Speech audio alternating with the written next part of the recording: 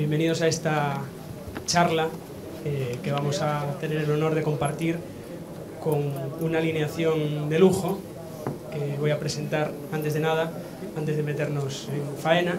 A mi lado está Iván Alonso. Puedo hacer las presentaciones por largo de todos, pero como no tenemos mucho tiempo, yo creo que basta decir que bueno, tanto Iván como Mauro como Diego Lugano son exfutbolistas latinoamericanos, sudamericanos, de Uruguay. Iván, Diego, por supuesto también uruguayo, y Mauro brasileño, que han tenido parte de sus carreras en Europa y la otra parte en sus lugares de origen, y esto es importante para lo que vamos a hablar a continuación.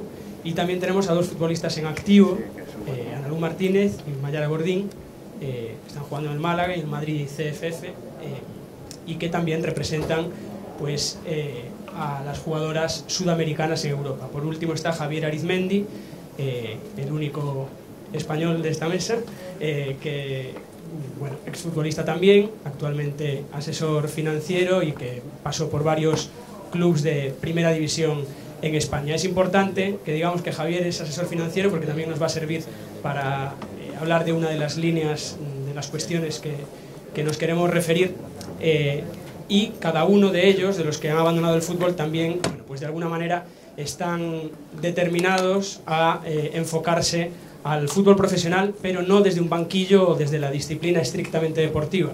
En el caso de Diego Lugano, forma parte de la estructura deportiva del Club Sao Paulo, uno de los clubes más grandes de Brasil y de Sudamérica. Mauro Silva es vicepresidente de la Federación Paulista de Fútbol, que engloba decenas de millones de personas y muchísimas fichas federativas.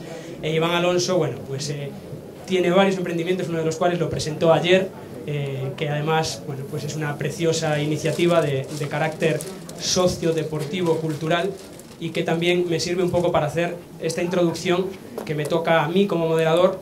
Bueno, pues porque yo, aunque soy gallego, de Coruña, viví 12 años, me tocó vivir 12 años en Latinoamérica como periodista y como periodista deportivo durante muchas temporadas, tanto en Argentina como en Brasil, también en otros países como Uruguay.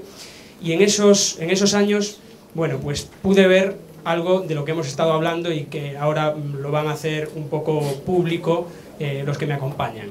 Y no es otra cosa que algo que yo creo que quedó absolutamente retratado a nivel de deportivo, profesional y de resultados en el último Mundial.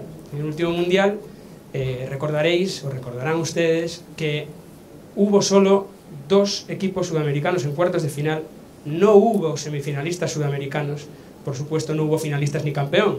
El último campeón del otro lado del charco, nos remontamos a 2002, el último campeón no brasileño, nos remontamos al año 86, y así podemos seguir. No deja de ser una anécdota demasiado clara, porque puesto que es el resultado final de los esfuerzos a donde van las estructuras deportivas profesionales, ser campeón de un mundial, obviamente, como un país, a pesar de los esfuerzos espectaculares que hace Uruguay y con sus resultados, pero digo que no deja de ser una anécdota comparado con todo lo que hay detrás. Y todo lo que hay detrás, y a eso me refería con esos años que me tocó vivir allí, pues es una brecha tremenda entre el fútbol sudamericano y el fútbol europeo. Estamos hablando de la cantera del fútbol mundial, como sabemos, y lo podemos ver en cualquiera de los premios que se otorgan a nivel individual, pero sin embargo, a nivel clubs, a nivel federaciones, algo falla. Y cuando algo falla a nivel estructural, al final, como bien decía Iván hace un momento en privado, pues pueden ser gigantes, pero son gigantes con pies de barro. Entonces llegará un momento en que cuando se retiren ciertos futbolistas que todavía le dan relumbrón al fútbol sudamericano, tendremos que lamentarnos no solo de los malos resultados a nivel selección o a nivel clubs, sino también que no habrá suficientes jugadores profesionales para exportar a Europa. Todo esto es una explicación a lo mejor un poco simplista que yo pude ver y que es evidente, igual que uno puede ver deficiencias estructurales cada vez que va a una cancha, a un estadio. Por precioso que sea el espectáculo, hay muchísimas cosas en las que avanzar, y paralelamente, y esto es lo que hace todavía más evidente la brecha, en estos 12 años me tocaron a mí, pero podrían ser los últimos 15, los últimos 20, en Europa, que coincide cuando llegó Mauro, por ejemplo, año 93, 92, con perdón, o cuando llegó Iván, pues 7 años después, ¿no? Año 99, las cosas eran muy diferentes entre Latinoamérica y Europa, pero quizás no tanto. Y en estos 15 años, y un evento de estas características así lo atestigua, Europa ha avanzado muchísimo a nivel estructural y a todos los niveles como estructura organizativa deportiva, y allí no solo no se ha arrancado, sino que, como se ha visto con los casos tocados por la corrupción además, pues se ha enfangado todavía más. Por eso, ¿quién mejor que los futbolistas, ahora exfutbolistas y con todas las hechuras, digamos, para alargar el paso? Yo los animaba a que alarguen ese paso y tomen las estructuras de poder en cuanto puedan, nos expliquen qué pasa, qué diagnóstico, que más o menos lo hemos trazado con línea gruesa, pero qué pasa en Sudamérica, qué pasa en Latinoamérica, para que no se avance y no podamos hablar de una no ya equiparación, sino que haya una brecha gigantesca entre el fútbol de allá y el fútbol de acá. Voy a empezar por Iván Alonso, y cualquiera de vosotros se puede sentir libre para tomar la palabra cuando quiera. Bueno, gracias, Arturo. Primero agradecerles a cada uno de ustedes por la participación y por el apoyo en este tipo de iniciativas. A ustedes también el agradecimiento por el tiempo y por estar dedicando estos 30, 40 minutos en escucharnos en esta ponencia, que para nosotros hay decisiones de que como futbolistas o como exfutbolistas se nos va la vida. Gracias a la World Football Summit por darnos este espacio para poder exponer este tipo de propuestas.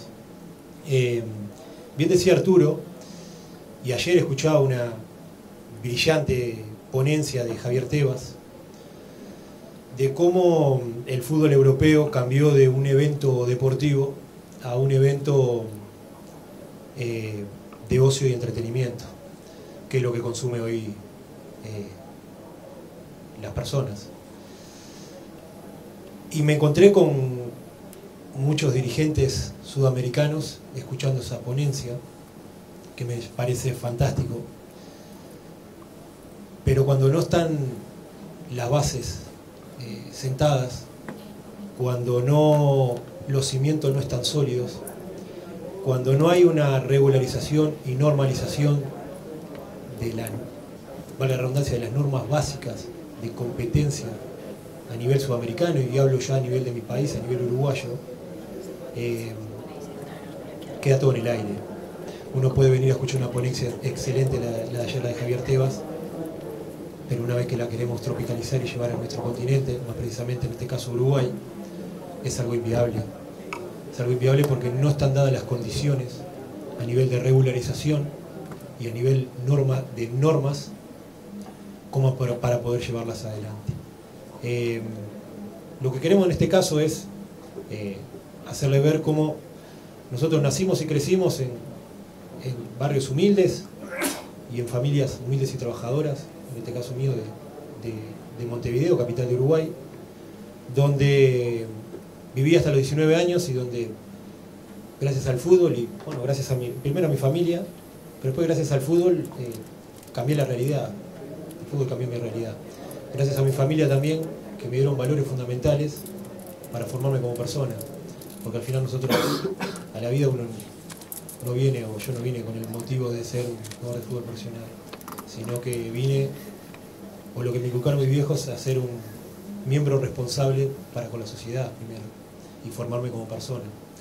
Después me dijeron de que viviera de mi pasión, y viviera de algo que realmente me apasionara y que fuera mi vocación. En este caso fue el fútbol, y el fútbol me cambió la vida. Después de mi familia, lo más importante es el fútbol, porque me lo dio todo.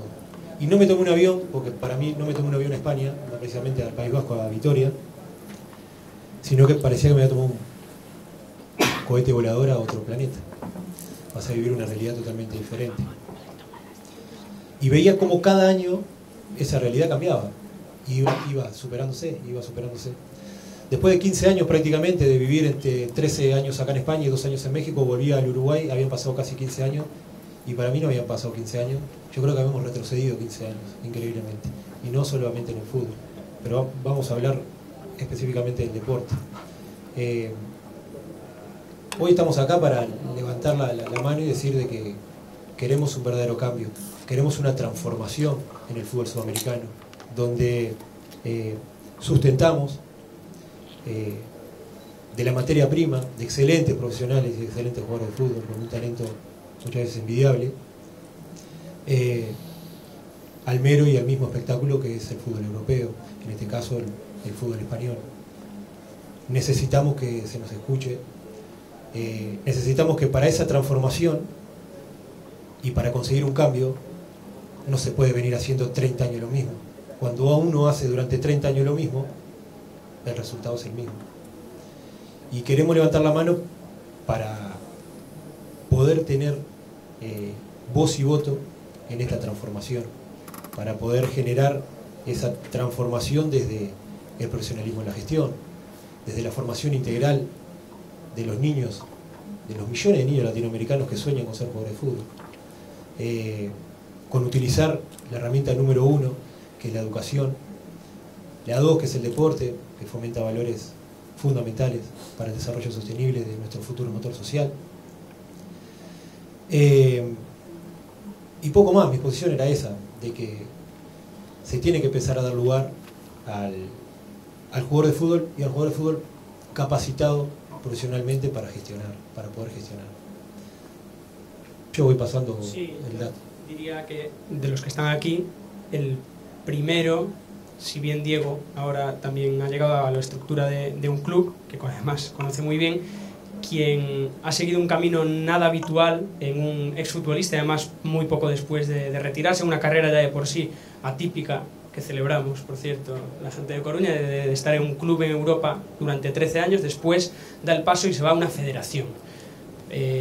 Claro, aquí se dice Federación Paulista de Fútbol y a lo mejor puede parecer una federación autonómica, y estamos hablando de que el estado de Sao Paulo tiene casi 45, tiene casi los habitantes de España, y además, bueno, pues todo el granero futbolístico mayoritario, junto con el sur del país, que representa Mayara, por cierto, de ese gigante sudamericano. Entonces, me gustaría saber, Mauro, una vez que estás dentro, ¿qué se puede hacer? Porque cuando llegas tú a la Federación Paulista de Fútbol, antes de llegar a la vicepresidencia y al papel que desempeñas, ¿qué te encuentras? ¿Y cuáles son los retos y desafíos que te marcas a corto, medio y largo plazo?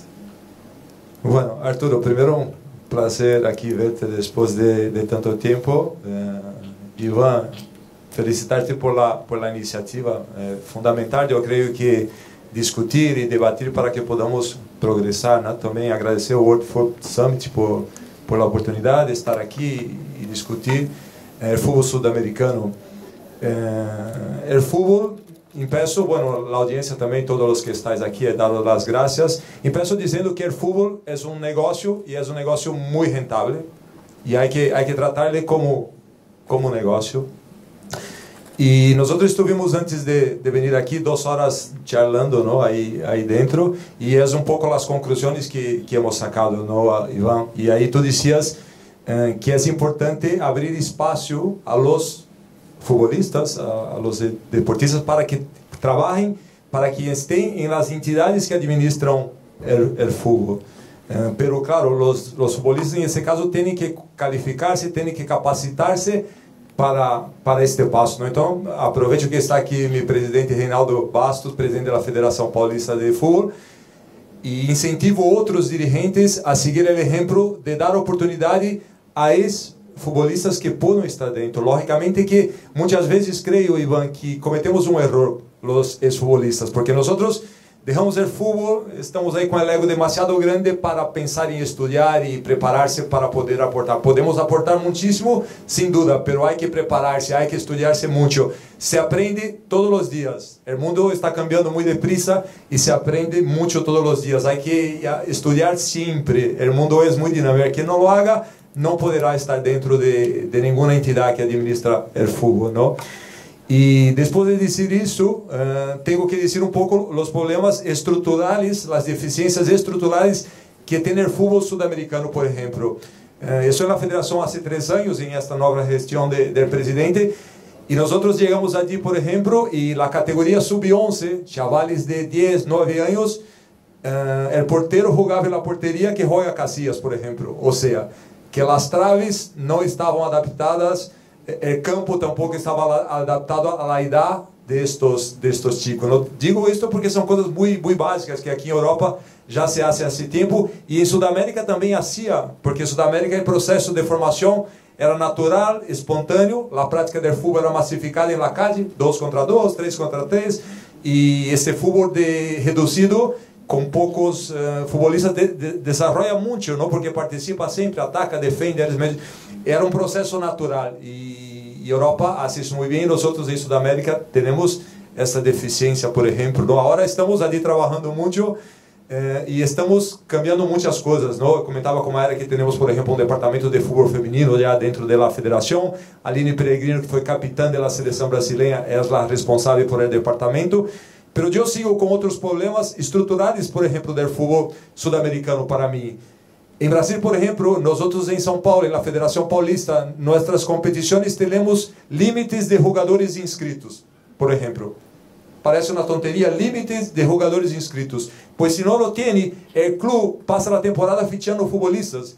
Y el club que ficha muchos futbolistas, pues financieramente es un desastre. Y si no cambiamos eso, y financieramente los clubes no son fuertes, no podemos tener una liga, una competición fuerte donde los clubes financieramente tengan problemas, ¿no? Entonces, claro, en São Paulo, por ejemplo, como es la Premier League, como es la Liga de Campeones, la Liga Española, são 25 atletas e a base é livre. Tem 25 jogadores inscritos, se querem mais jogadores, tem as categorias de base, não? Outra coisa que é importante, estamos falando de formação integral, desenvolvimento humano.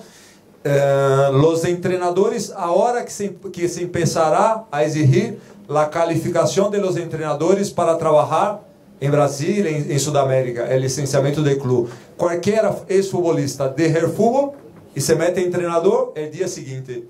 E claro, então se dizemos, mira, não estamos formando bem os futbolistas. Hombre, se o professor, el que tem que educar e que tem que formar, não está preparado para isso, como vamos a formar buenos futbolistas, não? Então temos, Arturo, todos esses aspectos. Estou tentando um pouco desde a parte prática, a vivência que estou tendo dentro de uma federação de há 3 anos, onde cambiamos muito, organizamos muito, pero desgraçadamente há muito por fazer e em Brasil também mais, não? Pero um pouco dizer tudo isso e a preocupação que temos também, que é importante, Ivan dijiste bem, que é formar bem os futbolistas, educar bem. Eu creio que a missão do futebol é formar futbolistas que causem impacto positivo na sociedade, que sejam referência, que sejam exemplos. Isso é o que queremos fazer. Desgraçadamente, muitas vezes não nos podemos estar orgulhosos de algum comportamento de futbolistas, não? Então, claro, temos todas essas preocupações, Arturo. Era um pouco dizer isso e é um pouco desde uma vivência interna que tenho na federação.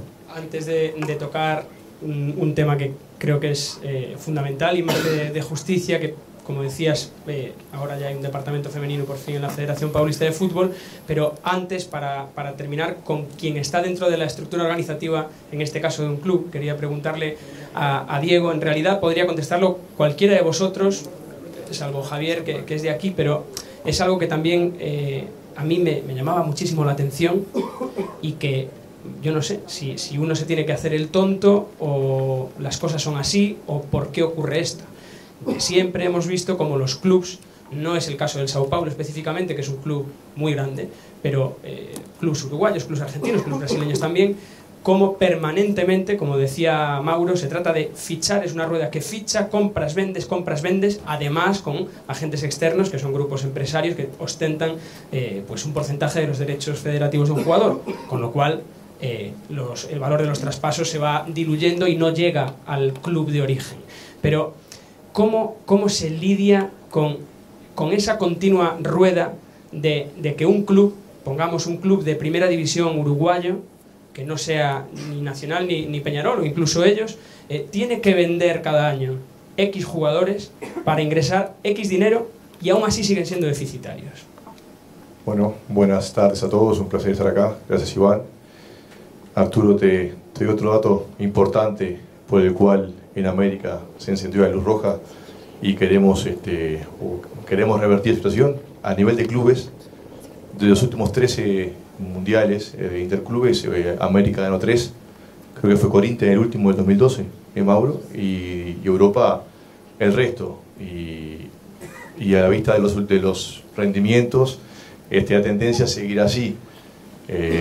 Por todo eso, principalmente los jugadores o exjugadores, que somos los que estamos perjudicados porque perdemos prestigio, perdemos gloria, porque tenemos mucho respeto a nuestra historia, a nuestra gente. Estamos prácticamente desesperados en querer revertir la situación en Sudamérica para volver a tener un fútbol competitivo, porque si todavía grandes partes de los cracks de Europa son de origen sudamericano, es porque la materia prima está allá.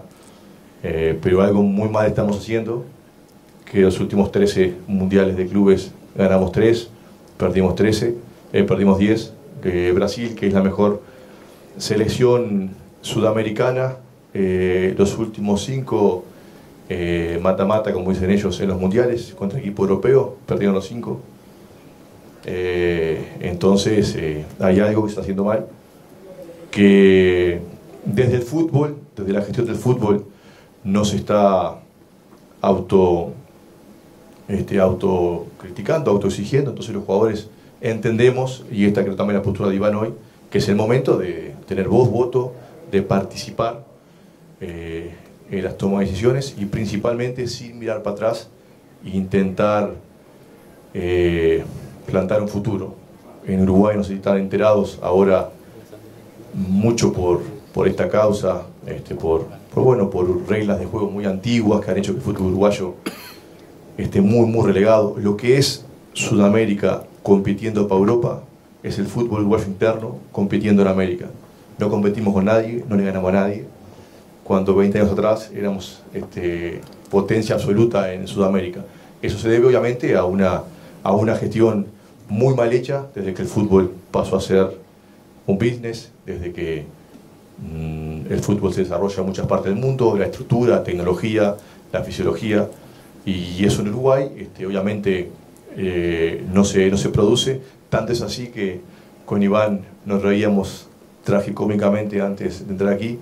La semana pasada un club uruguayo de primera división inauguró las luces y fue un acontecimiento, fue un evento. Se sacaban selfies de todos lados, como que fue la gran inversión de la década. Un equipo de primera división inauguró luces. Para que tengan referencia de lo mal que estamos y por qué el desespero de los jugadores de hacer algo. Y bueno, en este caso San Pablo, que es un club un poco diferenciado en Brasil, es el primero por estatuto en contratar exjugadores preparados, como Rey en este caso. Yo recién me retiro del fútbol, para hacer una gestión deportiva. Los resultados inmediatos nos están ayudando, pero eso es suerte, porque nadie hace una gestión tan buena en 6 meses. Pero bueno, es un inicio. Y en Uruguay también hay una movida muy grande de los jugadores, principalmente de selección, para intentar cambiar las reglas de juegos, o para ponerles reglas de juego que no tenían, porque venimos con reglas de hace 50 años cuando el fútbol y el mundo es otro. Y bueno, por necesidad, hoy eso parte de los jugadores, que tenemos esa visión, o esa visión altruista de querer el bien del fútbol, el bien de la gente, el bien del hincha, pero obviamente precisamos de todo, cada uno en su área, dirigentes, especialistas en marketing, en el área jurídica, se precisan de todo. Pero hoy es el jugador, yo entiendo que tiene que en Sudamérica tener esa autocrítica y meterse en decisiones, embarrarse, para que algo cambie. Algo tiene que cambiar, porque así no podemos seguir. Hacía referencia a quien está en Sao Paulo, nada más y nada menos que Diego Lugano, Raí y Ricardo Rocha, que no es moco de pavo, es un buen trío para dejar en manos parte del club. Antes de saltar a Europa y saber la opinión de Arizmendi, me gustaría volver y ir a algo todavía más sangrante. Y es evidente que el tema del fútbol femenino, si en Europa se ha ido desarrollando de forma tardía y lenta, pues tenemos 2 casos de futbolistas, Mayara, brasileña, y Analu, que es guatemalteca, que las 2 juegan en España, y que el camino para ellas de haber venido hasta aquí, si estamos hablando de que un club de primera división uruguayo profesional estaba inaugurando luces, me imagino que las experiencias vuestras en vuestros clubs de origen, en vuestras localidades de origen, tanto en Brasil como en Guatemala, hasta llegar a la situación actual, tú en Málaga y tú en Madrid, es un tránsito, es un camino absolutamente espacial, ¿no? Como, tomando las palabras de Iván. Contadnos un poco vuestra experiencia y cómo estáis viendo la diferencia entre el fútbol femenino latinoamericano, el centroamericano y sudamericano, y el europeo. Hola a todos. Primero, muchas gracias a la organización por nos dar un espacio al fútbol femenino, que es muy importante, y a la presencia de todos. Bueno, es que tenemos problemas muy distintos cuando hablamos de fútbol masculino y femenino. Entonces, a veces las cosas que tenemos para resolucionar el masculino no van a servir para nosotras. Y el tema de educar los niños y niñas es muy importante, hasta por el preconcepto, ¿cómo se dice? El prejuicio que hay, y principalmente en Sudamérica, con niñas jugando, chicas jugando fútbol.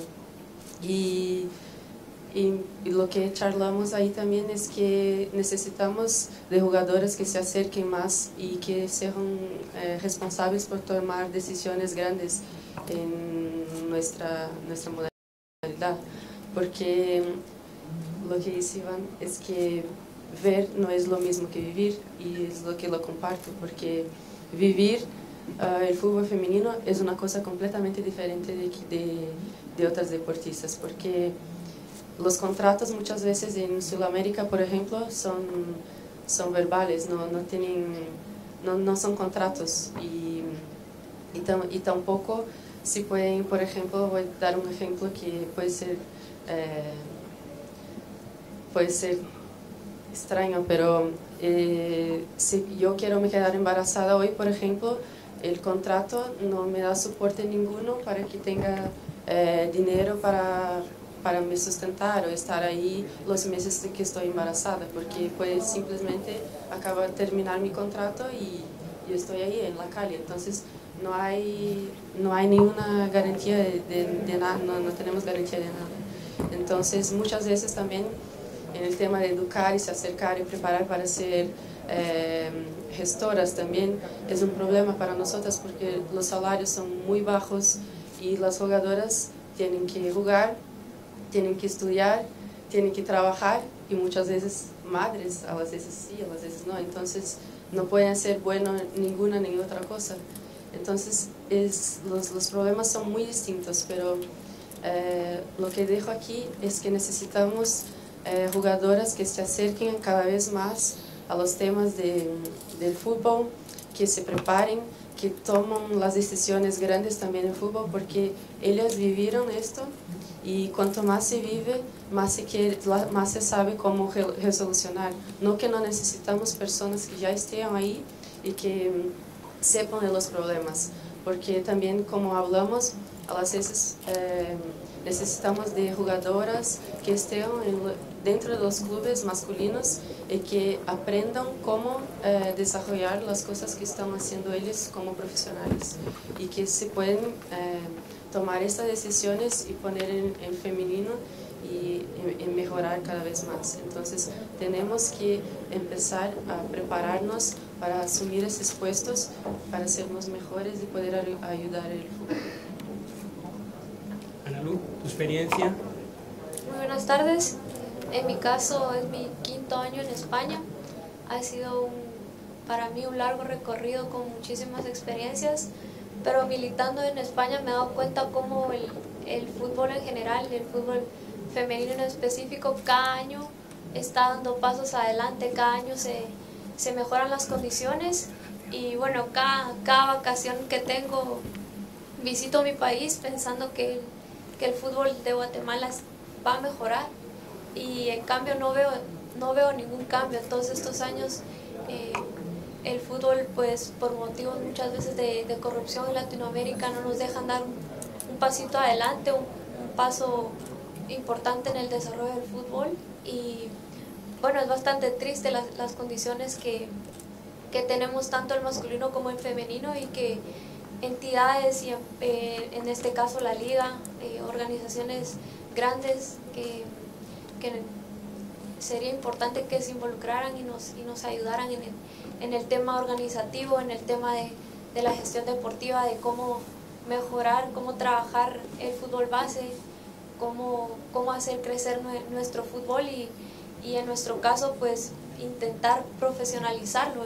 En España el fútbol femenino creo que está a un pasito de ser profesionalizado.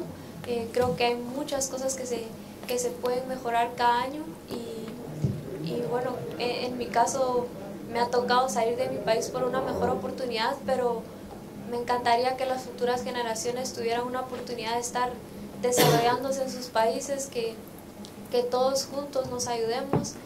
Ustedes como un país europeo que tienen las condiciones, tienen la infraestructura, muchas veces el conocimiento, pues que se unan a nosotros, ¿verdad? En Latinoamérica necesitamos mucha ayuda, tanto, no sé, desde el fútbol base, el fútbol sala, el fútbol femenino, el fútbol masculino, y creo que ustedes son un gran ejemplo en el desarrollo del fútbol y necesitamos todos unirnos para mejorar las condiciones y bueno, como ya dijeron, como futbolistas, exfutbolistas tenemos mucha experiencia en el deporte y creo que se nos tiene que dar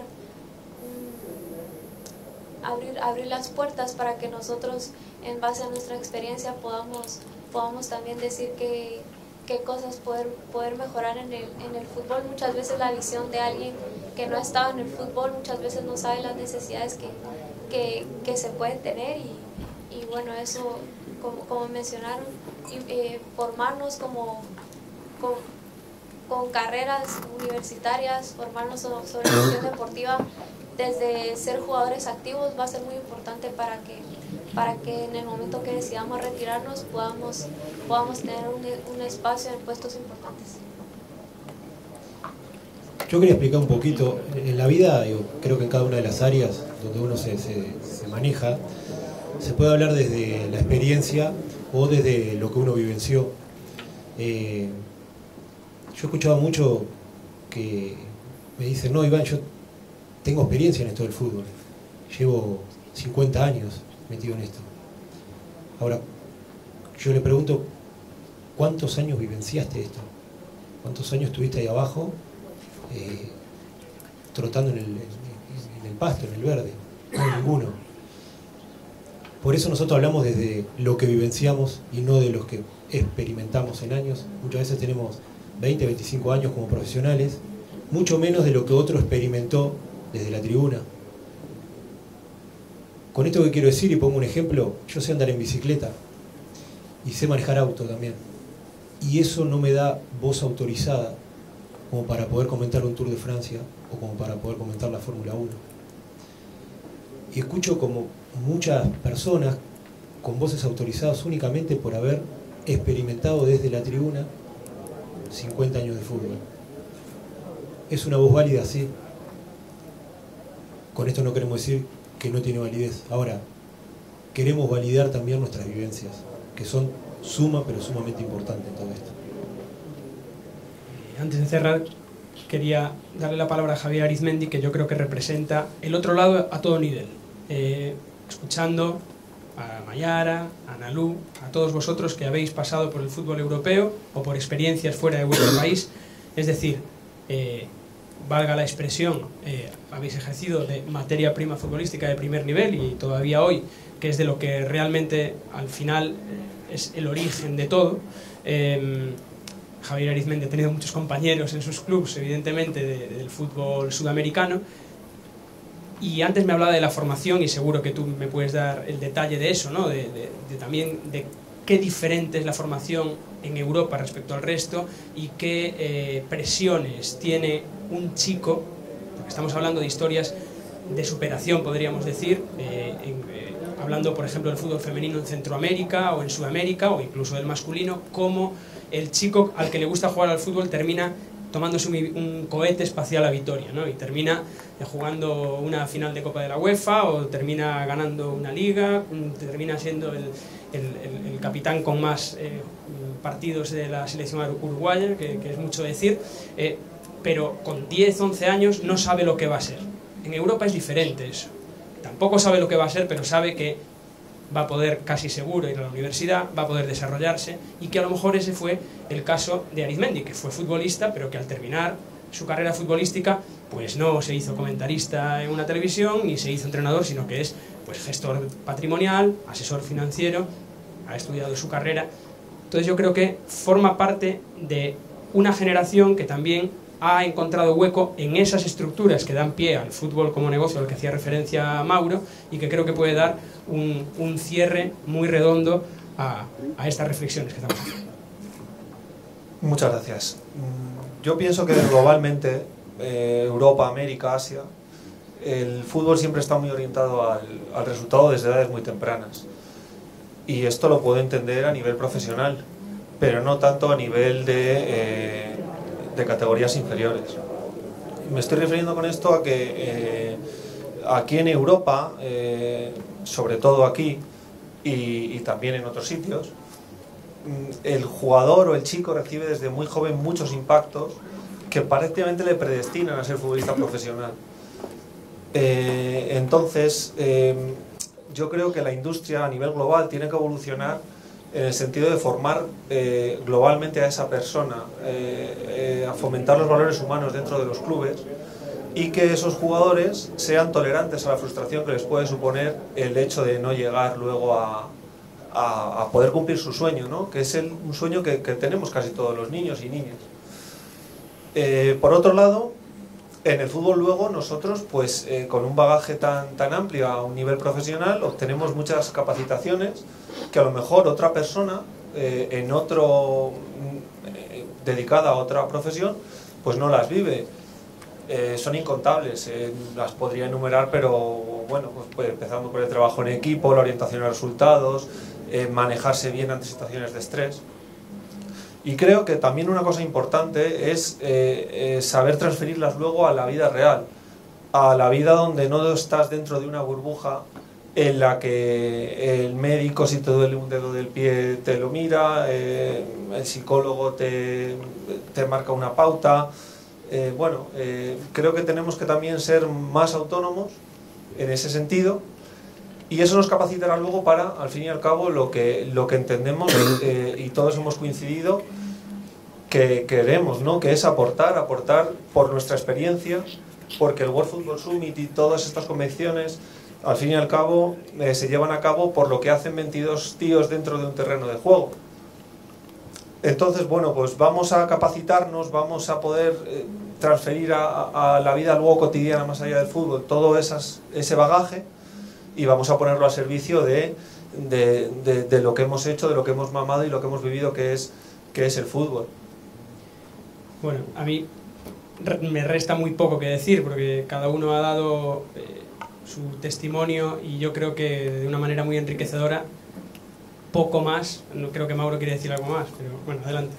No, Arturo, es un poco lo que decía Iván, ¿no? El tema de Sudamérica, yo creo que tiene que ver un poco con leyes, con normas, una regulación también a veces del Estado, del país, para crear un ambiente jurídico y de leyes más favorable también para la entrada de inversión extranjera, ¿no? En el desarrollo del fútbol. Y comentar un poco también, que no quiero para nada hacer publicidad de la Federación Paulista, pero iniciativas que estamos teniendo, que estamos haciendo, que creo que ayudan, ¿no? Somos una federación que tenemos 17 campeonatos, 4.000 partidos al año y 100 funcionarios, pero tenemos 2 ex-atletas, y estoy yo y está Aline en el departamento de fútbol femenino, que creo que es importante, hablamos sobre eso. Y hemos constituido ahora una comisión de atletas para que nos ayude ahí con 3 exjugadores y 3 exjugadoras también, para que nos ayude. Y vamos a constituir ahora una comisión de entrenadores. ¿Por qué? Porque a la hora de tomar las decisiones como federación, la competición no es nuestra, es de los futbolistas, de los entrenadores, de los patrocinadores, de los aficionados, es de todo, ¿no? Entonces yo creo que esta abertura de la entidad para oír todos los stakeholders, todas las partes interesadas, es fundamental para desarrollar, ¿no? Pero yo creo que existe, es un tema de regulación. La regulación de UEFA y la regulación de cada país fue lo que hizo el fútbol europeo llegar a lo que llegó, porque en España hubo un rescate del fútbol español 2 veces. Arismendi está aquí. ¿Por qué? Porque la regulación en ese momento no era tan buena, y después se corrigió eso, ¿no? era un poco lo que quería comentar ahí, Arturo, que creo que es importante. Es muy importante porque al final nos da cuenta dos cosas, de que estamos hablando de algo integral, es decir, un reto, un desafío tenéis por delante supremo. Diría que lo tienen todos los amantes del fútbol en Sudamérica, en Latinoamérica, pero también hay que decir, no lo podemos olvidar, ahora que hablas de la regulación, de las leyes, de los marcos legales, de las estructuras sociales y políticas, voy a decir un tópico, pero el fútbol es reflejo de la sociedad, y los avances que se han dado en las últimas décadas en algunas cosas de la sociedad sí que no se reflejan en el fútbol, quizás porque las estructuras renquean y aunque se hayan tambaleado por los casos de corrupción que hablábamos y que prácticamente es una buena oportunidad de hacer tabula rasa y empezar de nuevo, pues hay que arrancar. Por eso yo, una vez más, os animo a esta excelente iniciativa de empezar a reunirse exfutbolistas, de poder poner cada uno su granito de arena y que no tan lejos en el tiempo podamos hablar tanto desde el punto de vista de la formación masculino, femenino, infantil, hasta la presidencia de un club y de una federación, podamos hablar de que, volviendo al principio, eso se traduzca en que veamos de nuevo en una final de un mundial a una selección sudamericana, de nuevo un campeonato del mundo ganando a un club sudamericano, sin menoscabo del fútbol europeo, pero ellos o nosotros los europeos ya tenemos el trabajo casi hecho, os toca a vosotros, así que os animo una vez más y animo a todo el mundo a que lo hagan, con un fuerte aplauso para todos.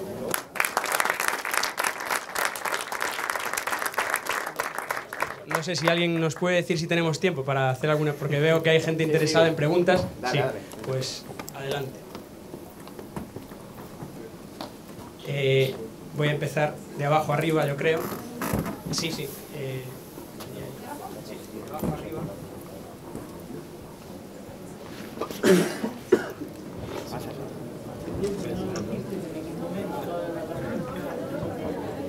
Bueno, hola, soy Martín, soy de Argentina, estoy acá estudiando. La verdad que tengo un montón de preguntas para hacer, pero voy a tener que elegir una, que es que ¿por qué creen que el logro de un resultado en un mundial, que son 7 partidos, que pasan un montón de cosas, puede significar el éxito o el no éxito en este caso de todo lo que hay detrás? Por ejemplo, Argentina de milagro no ganó en el 2014 y Alemania ganó en 2014 porque supuestamente fue un modelo y luego quedó afuera. Entonces, ¿por qué, viendo estas contradicciones, por qué creen que es algo para... este resultado es como un caso de éxito o no? No sé si me explico. Yo voy a dar mi opinión al respecto. Es el formato que tiene el Mundial. Al fin y al cabo, bueno, pues está montado así y, como tú bien dices, en una liga de 38 jornadas como la española, luego, bueno, no sé, es mi opinión, es lo que digo, en una jornada de 38 el que gana es el mejor y los 3 que descienden son los que lo han merecido. No creo que pase tanto así en el Mundial. Por eso, y ahora quitando, dando otra opinión también muy personal, entiendo el VAR en el Mundial y no lo entiendo en una liga larga. El fútbol no son norma de 2 y por mucho que trabajes, por mucho que tengas toda una estructura enfocada a obtener resultado, no son normas 2 y eso es así, es inherente al fútbol y es lo que levanta también tantas pasiones. Y el Mundial es una competición que, por su diseño, no es un largo recorrido el que tiene que hacer un equipo o una selección para obtener el éxito. Sí, complementando, tal vez, tuve la suerte de jugar 2 mundiales y bueno, con Uruguay estar cerca también de la máxima hazaña, totalmente contrapuesto a esa posición a lo que significa el fútbol interno. Creo que por ahí va la explicación. Argentina en este caso tiene una materia prima siempre de primer nivel, jugadores que juegan en todas partes del mundo. A nivel organizativo sabemos que es lo mejor, pero el fútbol no es lógico y no siempre es justo. Pero en este caso, bueno, Argentina tiene materia prima. En el caso de Uruguay, a partir de que se hizo un modelo de selección estable, un poco ajeno al funcionamiento del fútbol uruguayo en sí, fue cuando Uruguay volvió a ser protagonista a nivel mundial. Y no fue un mundial, ni 2, sino ya van 3 mundiales, diversas competiciones en todas las categorías, que Uruguay siempre compite para un país de 3 millones, con una infraestructura entre pobre y lamentable para lo que es el fútbol actual. Solo se explica estar compitiendo gracias a una organización seria de un proyecto hecho prácticamente aparte del fútbol uruguayo, creo que sí, el trabajo, la organización, la estructura es muy importante, y el caso de Uruguay es el reflejo de eso. Solo podemos competir hoy por hoy con todas las ventajas que tenemos demográficas. Primero, que siempre hace 100 años somos 3 millones, y cada vez la población envejece más, y bueno, todavía surge un jugador. Y a la falta de infraestructura competimos gracias a una organización que el país nunca tuvo a nivel de fútbol, solo en selecciones. Entonces, ahí está la lógica del trabajo a mediano o largo plazo. Y a mí también, sacando los resultados, lo que me parece muy distinto también es que de las selecciones de Sudamérica, si tomas todos los jugadores, casi todos juegan en Europa.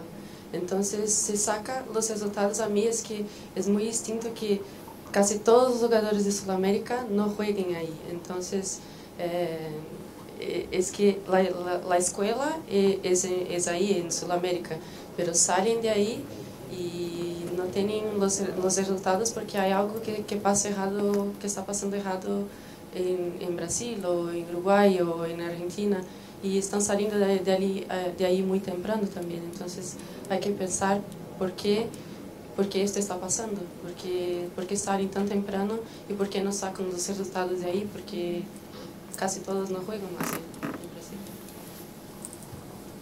Mi nombre es Arturo Mengual, Conexión Deportiva, Venezuela, España. Hay un libro que se llama La culpa la tiene la vaca. Esta situación la tiene Zico, Toño Cerezo, porque después de España, en el 82, grandes jugadores de América del Sur vinieron a Europa, vinieron oleadas. De la primera oleada fue Amarildo, del 62 a Real Madrid. Hay una cosa importante que la gente, una hipótesis, ustedes que son jugadores profesionales, que han jugado en las mejores selecciones de Brasil, Uruguay y Argentina, quisiera que ustedes me explicaran algo. Cuando en la década de los 50 y 60, que los jugadores estaban en casa, era muy fácil de controlar y planificar la selección. Era muy fácil controlar el juego bonito. Es muy fácil jugar el tango en el fútbol, ¿correcto? Pero después, que cuando los jugadores comienzan a salir a Europa, donde después tienen que venir a América del Sur 16 o 18 horas a lo mejor en vuelos, es difícil tener esa planificación y esa organización. De hecho, se ha demostrado últimamente cómo Alemania pudo ganar, o España, controlando y planificando su selección, porque la gran mayoría de sus jugadores estaban en casa. La pregunta concreta: ¿ustedes consideran que a partir del 82 la gran dificultad que tiene América del Sur, concretamente Uruguay, Argentina y Brasil, ganar el Mundial, se debe a la poca posibilidad de controlar a los jugadores estando en casa? Bueno, en esas épocas que usted habla, el fútbol sudamericano se abastecía entre sí. Uruguay fichaba a los mejores delanteros de Perú, a los mejores delanteros de Ecuador, y era campeón del mundo y ganaba Copa Libertadores. Hablo siempre de Uruguay porque es el país que a mí me toca. A partir de ese quiebre, de esa transición y de esa muchas veces errónea metodología y política de gestión, que hace que muchas veces dentro de los presupuestos de los equipos vayan metidas dentro la venta de los jugadores para cuadrar números. Cuando la venta de los jugadores y el pasaje de las fases de Copa Libertadores o Copa Sudamericana deben ser los ingresos extraordinarios para seguir creciendo en activos, para generar más ingresos. Ahí está la metodología mala. Lo que pasa es que para hacer eso hay que cambiar la metodología de funcionamiento de negocio. Como bien dijo Mauro, esto es un negocio. Pero primero, para cambiar la metodología, hay que sentar las bases. Hay que regularizarlo y hay que normalizar lo que son los estatutos, que están en el aire. Eso es lo que sucede. Hoy no hay un estatuto firme, no están los cimientos ni las condiciones dadas para que toda esta metodología y este proceso sea así. Y también lo engancho con la pregunta anterior. Partamos de la base que esto es un juego, que acá no hay lógica. Y hoy hablamos de éxito y fracaso como las dos grandes palabras. Parece que venimos a la vida a ser exitosos, y si no lo sos un fracasado. El día que entendamos que a la vida no venimos a conseguir éxito ni a ser unos fracasados, En la vida se gana o se pierde, y para mí el verdadero éxito radica en el día a día. El día a día es la clave del éxito. Y es la clave del éxito de los 12 años de esta selección uruguaya, que es un oasis en el desierto dentro de nuestro fútbol. ¿Por qué? Porque lleva un proceso. Lleva un proceso de 12 años, y ese proceso de que haga que la clave del éxito sea que lleven 12 años juntos trabajando y que se conozcan prácticamente de memoria.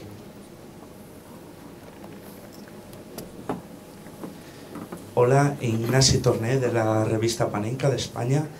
Y bueno, yo tenía una pregunta que me la había hecho ahora escuchándolos a todos ustedes sobre el fútbol uruguayo, pero ya me veo con la...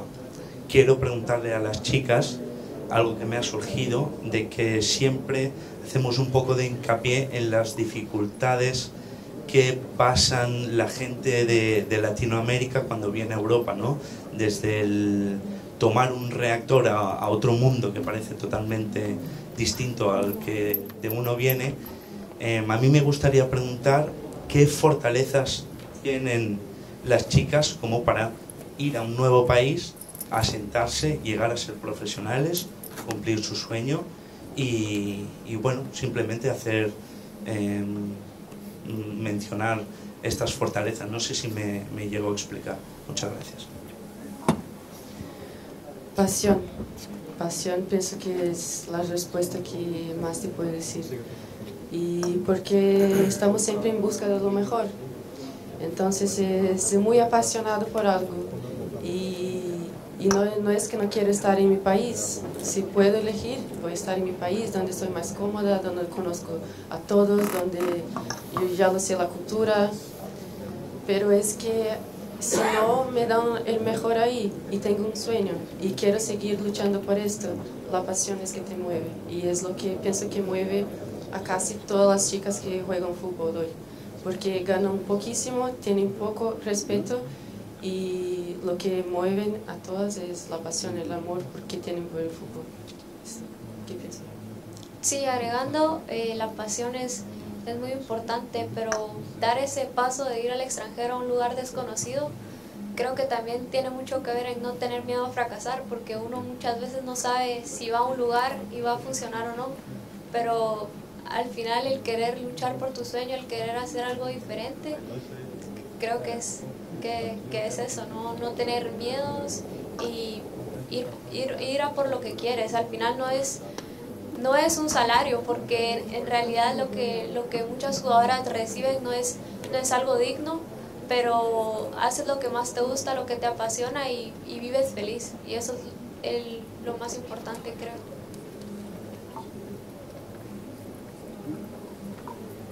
No sé si había una pregunta por allá arriba antes o ya... Se fue el caballero de... Ya se fue el caballero. Bueno, espero demasiado. Bueno, pues si no hay más preguntas, pues de nuevo, ojalá esto sirva para redoblar esos esfuerzos que ya parecen que ya han empezado. Yo noto ahí, después de estar muchos años pensando por qué esos señores con tantos años llevaban tantos años a su vez en clubes y federaciones, en los clubes más importantes, que además gestionaban un patrimonio intangible gigante, que es la pasión del fútbol sudamericano, y por qué no había exfutbolistas ahí al frente. Dentro de muy poco los veremos, así que muchas gracias por venir y muchas gracias también a ustedes.